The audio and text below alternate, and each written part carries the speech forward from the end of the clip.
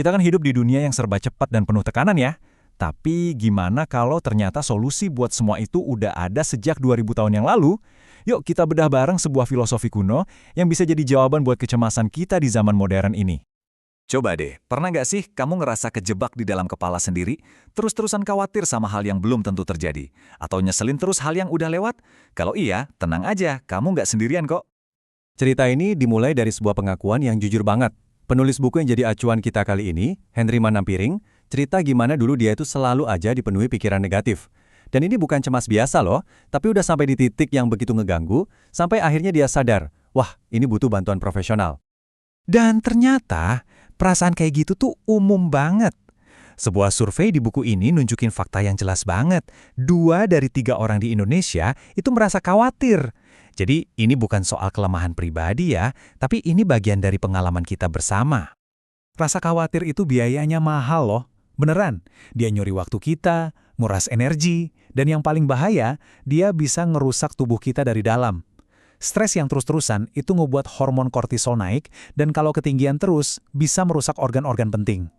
Jadi ini bukan lagi soal perasaan doang, ini udah jadi masalah kesehatan fisik. Terus gimana dong cara ngelawan epidemi kekhawatiran ini?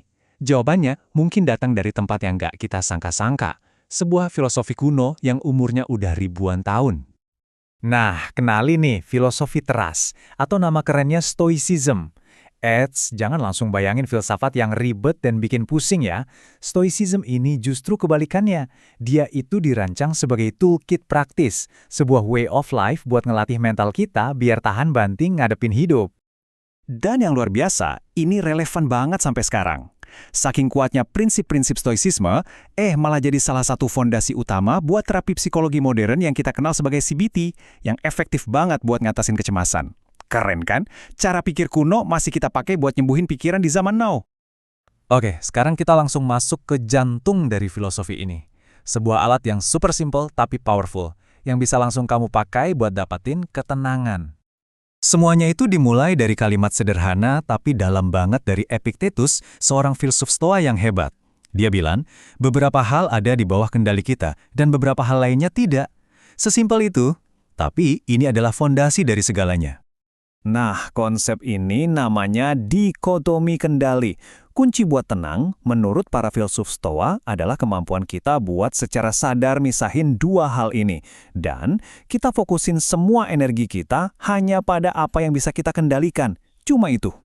Coba kita lihat deh contohnya. Apa yang ada di bawah kendali kita? Pikiran kita, penilaian kita, dan tindakan kita. Terus apa yang di luar kendali kita? Wah, hampir semuanya. Omongan orang lain, macet di jalan, cuaca, bahkan hasil akhir dari kerja keras kita sekalipun. Paham bedanya aja, itu udah langkah pertama yang gede banget menuju kebebasan mental. Ada analogi keren banget buat ngegambarin ini. Bayangin ada gerobak yang lagi jalan, terus ada anjing yang diikat di gerobak itu. Nah, kita ini anjingnya. Gerobak itu adalah hal-hal di luar kendali kita. Kita punya 2 pilihan, kita bisa ngelawan, meronta, narik-narik, yang ada malah kita keseret dan kesakitan. Atau, kita bisa memilih buat jalan selaras bareng si gerobak, ngikutin arahnya, dan bahkan nikmatin perjalanannya. Pilihan ada di tangan kita. Oke, teorinya kedengeran bagus, tapi gimana cara kerjanya di kehidupan nyata kita yang penuh kekacauan ini? Coba bayangin skenario ini. Kamu udah kerja mati-matian buat sebuah proposal proyek penting. Begadang, korbanin waktu main, semuanya deh. Terus, tiba-tiba email itu masuk. Kamu kalah tender. Nah, disinilah dikotomi kendali beraksi. Usaha kamu, kualitas proposalmu, itu semua ada di dalam kendalimu. Tapi keputusan akhir klien itu 100% di luar kendalimu.